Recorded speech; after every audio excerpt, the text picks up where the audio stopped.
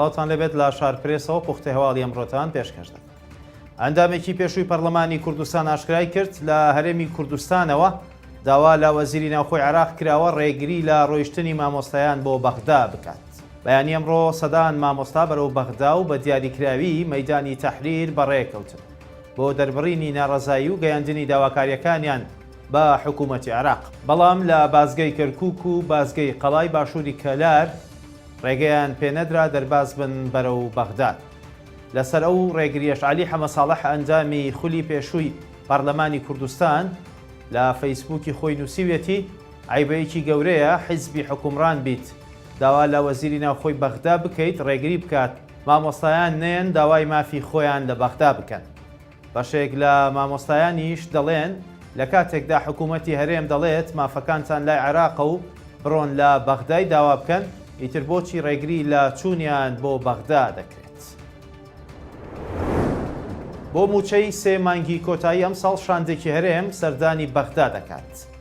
بڕیار وایە سبەینێ دووشەممە شاندێکی باڵای حکوومەتی هەرێمی کوردستان بە سەرۆکایەتی دکتۆر ئومێد سەباح سەرۆکی دیوانی ئەنجومەنی وەزیرانی هەرێم سەردانی بەغدا بکات. بە گوێرەی هەواڵێکی ڕۆژنامەی سەباحی نیمچە فەرمی عێراق شاندەکە لە بەغدا لەگەڵ محەممەد شیاع سوودانی سەرۆک وەزیرانی عێراق کۆ دەبێتەوە.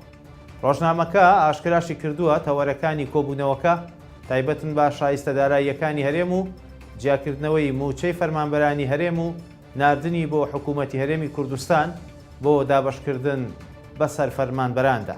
هەروەک بەرپرسانی هەرێم جەخت لەوەش دەکەنەوە بۆ پرسی سێ موچەکەی فەرمانبەرانی هەرێمی کوردستان لەم ساڵدا لەگەڵ حکوومەتی عێراق لە یەکتێگەیشتنی باشیان لە نێواندا هەیە و سەردانی ئەو شاندەش تایبەتە بۆ پرسە.